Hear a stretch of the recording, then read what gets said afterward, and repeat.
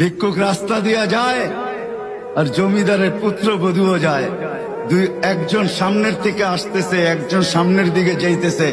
দুইজনের ক্রসিং এর সময় ভিক্ষুকের গায়ের কাদা জমিদারের পুত্রবধূর গায়ে লেগে গেছে। সে দুনিয়া আন্ধার করে ফেলছে, স্বামীকে টাইকা নিয়ে আসছে, বলছে ভিক্ষুক আমার কাপড় নষ্ট করে দিছে। সে শুধু ভিক্ষুক ছিল না, বৃদ্ধ ছিল।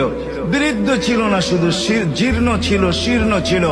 শরীরে কাপড় ছিল না, ফাটা চিরা কাপড় ছিল। পায়ে জুতা ছিল না, পেটে ভাত ছিল না। জমিদারের পুত্র সইতে পারে নাই, যৌবনী শক্তি সয় তো সয় কি কইরা।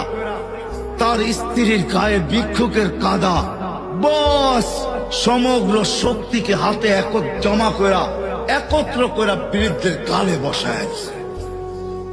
বৃদ্ধ কিচ্ছু বলে নাই, শুধু উপরের দিকে তাকায় দুই তিনটা শব্দ উচ্চারণ করছেন। শব্দগুলা হলো ইয়া মাল্লা তারা হলো ওয়ুন, ও আল্লাহ চোখে দেখা যায় না। ও তারা কুল্লা শাই, তুই সব দেখিস। ফারা তারা মা বি, তুই কি দেখিস না আমার সাথে কি ঘটতেছে, এটা কি দেখিস না? বলতে দেরি যুবক, মরতে দেরি হয় নাই।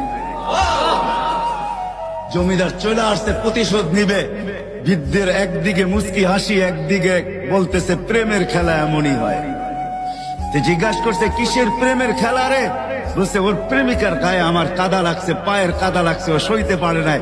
যৌবনী শক্তি দিয়ে আমার বৃদ্ধ গালে বসায় দিছে। আমাকেও একজন ভালোবাসে, সেও সইতে পারে না, সেও সইতে পারে না। ও তো থাপ্পড় দিয়া খেলতো, সে জান নিয়ে নিছে, জান। এই বাপ, তোমরা যারা সিজদা করো না, তোমরা বলো না বাজান, বলো না এই দরদি ভাই চিৎকার করে বললাম, তুমি যদি বলো তোমার পায়ে ধরতে, আমি পায়ে ধরতে রাজি। তুমি যদি বলো তোমারে জড়িয়ে ধরে কাঁদতে, আমি কাঁদতে রাজি। তুমি বলো কেন আল্লাহর সাথে রাগ করলা? কেন আল্লাহর সাথে রাগ করলা? কেন আল্লাহর সাথে নারাজ হইলা? কেন সিজদা কপালে জুটলো না? কেন মালিকের সাথে সারাদিনের এত কিছুর বিনিময়ে আল্লাহ তাআলা একটা মিস কল দিলে, 2 সেকেন্ডের একটা মিস কল দিলে বন্ধু তুমি টের পাও তোমার মোবাইলে মিস কল আসছে। এত বড় মসজিদে 6টা মাইকে